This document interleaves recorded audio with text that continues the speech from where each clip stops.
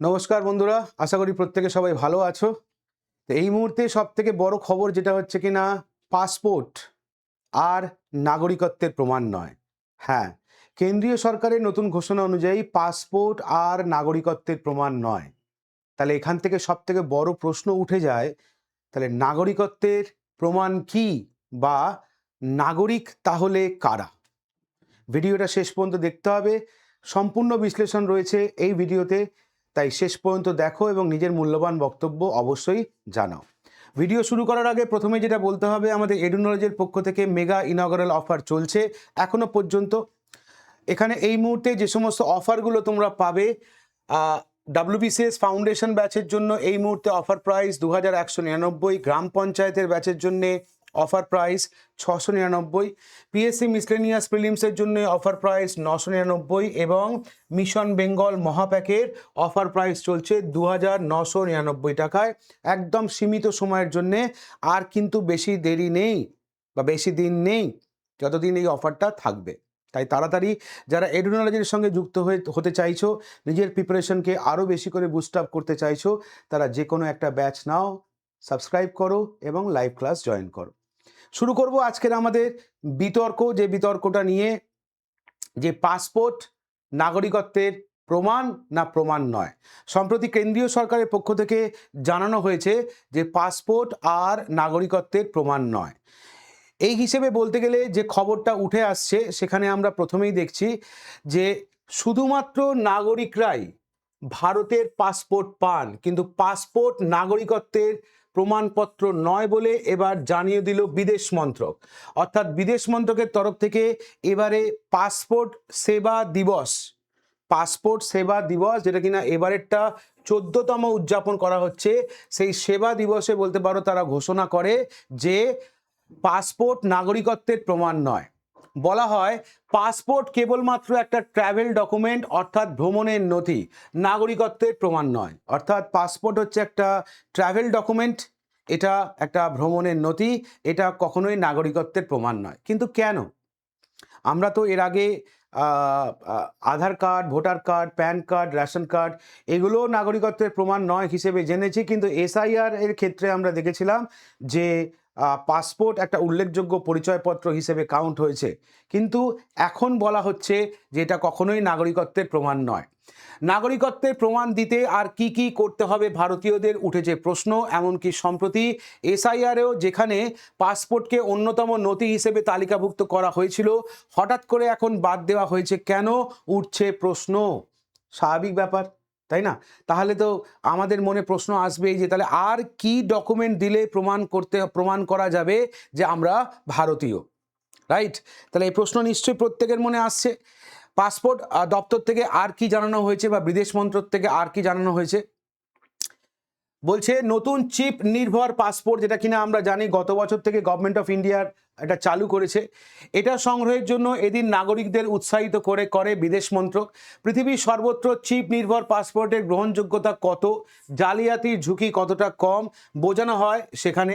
আর তাতেই বলতে পারো ভারতীয় পাসপোর্টকে কেবলমাত্র ট্রাভেল ডকুমেন্ট বলে উল্লেখ করা হয়। তাহলে এই পাসপোর্ট সেবা দিবসকে কেন্দ্র করে চিপ ভিত্তিক পাসপোর্ট এটা কতটা গুরুত্বপূর্ণ, এটা বোঝাতে গিয়ে এখানেই কিন্তু উল্লেখ করা হয় কি না এটা একটা শুধুমাত্র ট্রাভেল ডকুমেন্ট হিসেবে। বিদেশ মন্ত্রক জানিয়েছে আগামী সপ্তাহে দুদিনের বিশেষ কর্মসূচির আয়োজন করা হবে, যেখানে বিদেশি সংস্থা এবং ভারতীয় নাগরিক যারা বিদেশে চাকরি খুঁজছে তাদের মধ্যে সংযোগ স্থাপন, বিদেশের আইনগুলি সম্পর্কে বলতে পারো ধারণা তুলে ধরা হবে, বা বিদেশের আইনি পথগুলি তুলে ধরা হবে। এখন প্রশ্ন, পাসপোর্ট নাগরিকত্বের নথি নয়।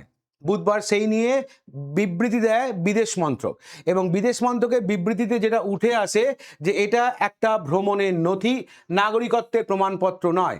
বিদেশে থাকাকালীন ভারতীয়দের জাতিগত পরিচয়ের সাক্ষ্য বহন করে হচ্ছে এটা। তিনি আরও বলেন, বা বিদেশ মন্ত্রকের এক আধিকারিকের বক্তব্য অনুযায়ী অনেক বাছবিচারের পর পাসপোর্ট ইস্যু করা হয়। বিভিন্ন সংস্থার, বিভিন্ন সরকারি সংস্থার নথির উপর ভিত্তি করে দেওয়া হয় পাসপোর্ট।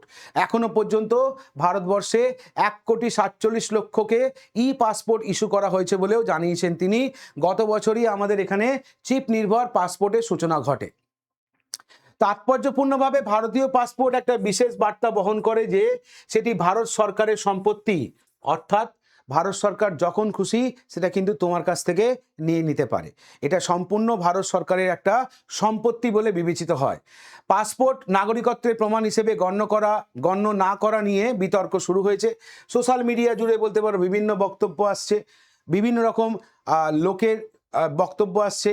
কেউ এখন বলছে যে সুপ্রিম কোর্ট বলেছে আধার নাগরিকত্বের নথি নয়, ভোটার কার্ড নাগরিকত্বের নথি নয়, তাহলে নাগরিকত্বের নথি কি?